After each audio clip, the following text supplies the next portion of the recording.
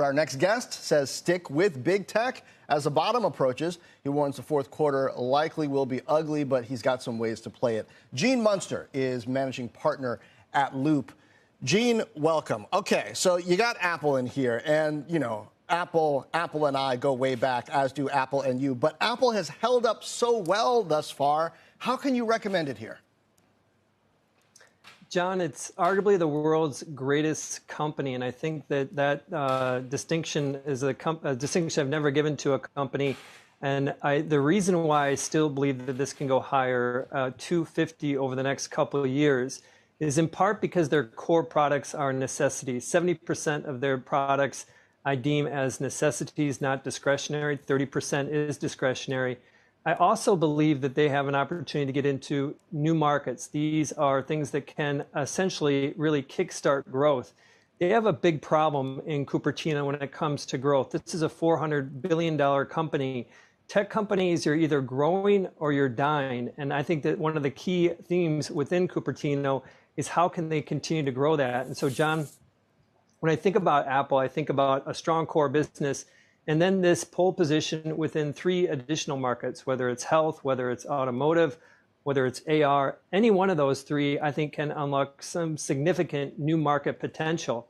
And as you said, John, you've known this company for a long time, and you can recount many times when investors get optimistic about owning shares of Apple when they go into new markets. That essentially unlocks essentially a higher multiple. Mm-hmm. And so that's the kind of the substance. I think that they've got a great core business.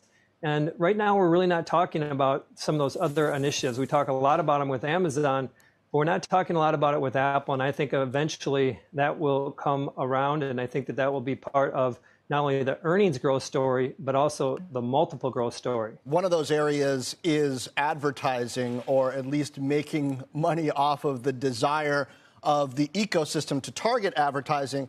And I mean, some might say if Apple succeeds there, then Meta, the parent of Facebook, has to fail. But you like Meta too. Why? Meta, it's also about earnings calls 16 times next year. They have 40% of the global audience, of the internet audience, visits a product daily. That is a powerful impact in terms of how they can ultimately monetize. I think they will navigate around some of these issues.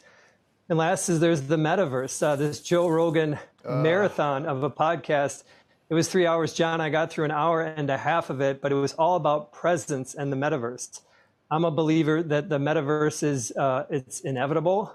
Whether it's going to be Zuckerberg's vision of presence or not remains to be seen. This is a future that I don't want to experience because I think it's going to take us away from the real world. But to answer your question, wait, you're bullish on it, but you don't want to experience it? Because I'm thinking you wouldn't have sat there for an hour and a half with an AR headset on. You would rather just close your eyes and listen to it versus watch their avatars. Am I right? You're right. But then again, John, I'm old. I'm 51. If you would talk to my 17-year-old nephew, he would just be all over presence when it comes to that. And so the unique part about Meta, the investment side of this, setting aside whether or not this is a world that we want to operate in, is Zuckerberg has a strong vision about presence and the future of that as part of the metaverse. And if that future ends up becoming a reality, it's not just a 2D metaverse. If it ends up becoming presence-based, Meta's going to have a jump start, and I think that investors will come around to this. And so that's the justification for Meta. Well, Shepard Smith here. Thanks for watching CNBC on YouTube.